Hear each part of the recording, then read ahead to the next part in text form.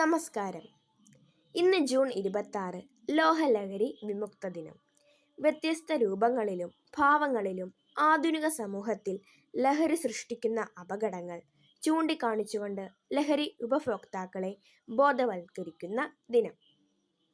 ആധുനിക സമൂഹത്തെ മുഴുവനായി നശിപ്പിച്ചുകൊണ്ടിരിക്കുന്ന ലഹരി എന്ന വൻ വിപത്തിൽ നിന്നും മനുഷ്യരെ ബോധവൽക്കരിക്കുന്നതാണ് ലഹരി വിരുദ്ധ ദിനത്തിൻ്റെ പ്രധാന ലക്ഷ്യം.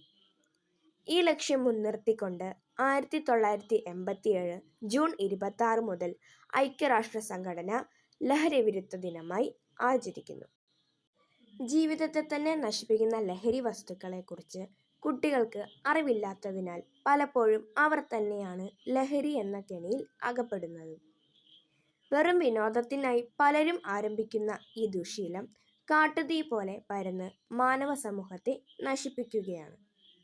ലോകത്ത് വ്യാപകമായി ലഹരിക്കെതിരെ ജനകീയ മുന്നേറ്റങ്ങൾ നടന്നുവെങ്കിലും ലഹരി ഉപയോഗം വർദ്ധിക്കുന്നു. ജാതി, മത, വർഗ, പ്രായവ്യത്യാസമില്ലാതെ ലഹരി ചുഴിയിൽ അകപ്പെടുന്നവരുടെ വർധനവായിരിക്കാം ഭാവിയിൽ മനുഷ്യവംശം നേരിടേണ്ടി വരുന്ന ഭീഷണി. ലഹരി എന്ന വിപത്തിനെക്കുറിച്ച് ജനങ്ങൾക്ക്, പ്രത്യേകിച്ച് യുവജനങ്ങൾക്ക് അവബോധം നൽകുന്നതിനായി കേരള സർക്കാർ ആരംഭിച്ച ലഹരി വിമുക്ത പ്രചരണ പരിപാടിയാണ് വിമുക്തി.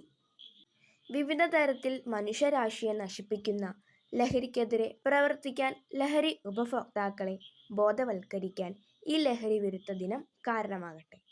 നന്ദി, നമസ്കാരം.